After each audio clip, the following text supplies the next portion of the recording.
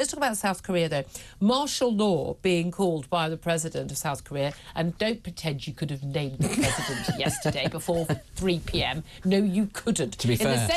In the same way that we all Googled, where are the Chagos Islands a few years ago? Stop pretending, everybody. By the way, including most of the reporters on there talking about it, and indeed the politicians. But look, this is a reality. Like, we just had the extraordinary situation. This is a country that's, you know, a proper democracy, we thought, a country that very close ally of the West, particularly of America. No one had a clue this was going to happen. This is a very unpopular guy. This guy's popularity ratings, they're kind of down there with Keir Starmer. So Keir, do not get any ideas. You are not imposing martial law here. But what was fascinating was the soldiers surrounding the parliamentary building. Parliamentarians went in, they climbed over blockades, they climbed through windows. People went out on the streets, and they sat in session. They refused to leave, and they voted it down. There's now an impeachment order that's going for the president. He's going to have to go. Democracy worked. People power worked. People being brave, going to the streets worked, and that's how you save democracy. And I think that's one of the lessons we have forgotten in the West. I really think people have forgotten.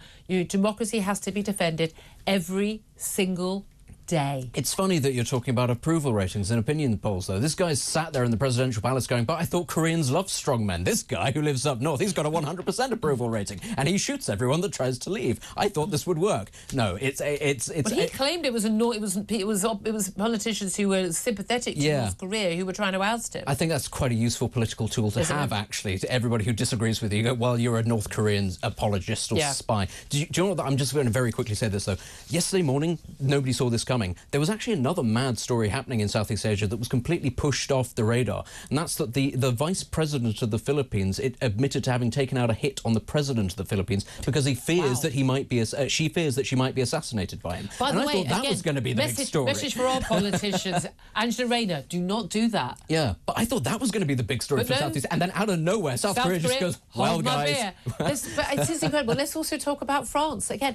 I mean, I can't help but enjoy a little bit of Schadenfreude. I mean, I've always got a lot of time for Michel Barnier. He was a superb negotiator for the EU when it came to the Brexit deal. Frankly, since he's quite clearly changed his tune on all his views when he became stood for office in France, the man clearly can be bought in terms of his opinions. Well, I mean, frankly, we should have said, we'll hire you.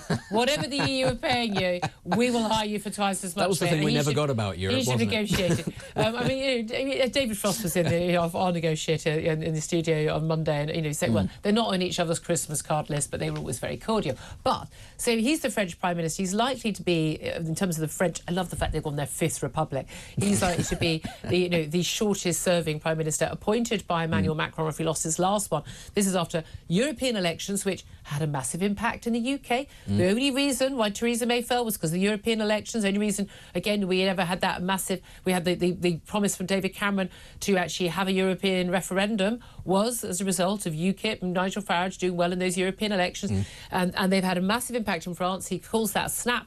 July election, parliamentary elections, it went horribly, embarrassingly wrong for Macron. His party just sort of sitting in the middle with the huge loads of far left these communist parties, the Mélenchons, are like, they think that Jeremy Corbyn is basically, I mean, Liz Truss. They think he's Liz Truss. I mean, and then he's got the biggest single party, which is National Rally, Marine Le Pen's a lot. And they're in a situation where he can't call another election. I know. We've got presidential elections coming in a years. Marine Le Pen possibly may be banned in a court process from standing. The French economy is going down the tubes. Their costs of borrowing have just shot up, and they've got debt. You think our debt? You think our finances and our economy is in trouble? I mean, France is in dire straits. So is Germany, and yet here we have a Prime Minister telling us we should look to Europe for our future. But that's why they're on their fifth republic. Every time it crashes, they set fire to that one and start a new one. It's a very useful system to be able to have, whereas ours just sort of grimly ploughs on with the mess that never gets any better. But yeah, I'm afraid this is the sign of actually how stagnant Britain is politically and economically, that we still look to Europe. And yes, closest geographic trading bloc, still our biggest trading bloc, fine. But I would have thought if you were a globalist in that sense, if you were an internationalist and you believed in all of the opportunities that the world has to offer, if you were as open-minded as the Europhiles claim to be, you would not be looking at that and going, fantastic. You'd be looking elsewhere. You'd be saying, well, there are many opportunities, maybe in the United States, maybe the Far East, who knows? No, they're just obsessed with chaining ourselves to this continent that, the irony is, this continent is going to be pulled from pillar to post by China and the United States, and we will then be pulled along behind that continent because we don't have the gumption to make our own way. That's the future for the UK under Keir Starmer, and frankly, again, not to blame the Tories for everything, that was the Brexit deal that we were given, and that is the attitude that our political elites have. They are not Brexiteers. They never were. No. And I don't understand why people thought that Brexit was going to be a success if you hand it straight to the very people who are acting so hard to undermine it. Absolutely. I couldn't agree with you more. Do you think, in terms of handing something over to other people, do you think this will make a big change for commuters? 3 rail operators are going to be renationalised by Labour next year after they passed a new law allowing them to do so. This is South Western Railways, C2C and Greater Anglia. This is going to be over a period of months over 2025. This is basically as those contracts of those train operating companies collapse, as they end, instead of collapse, probably.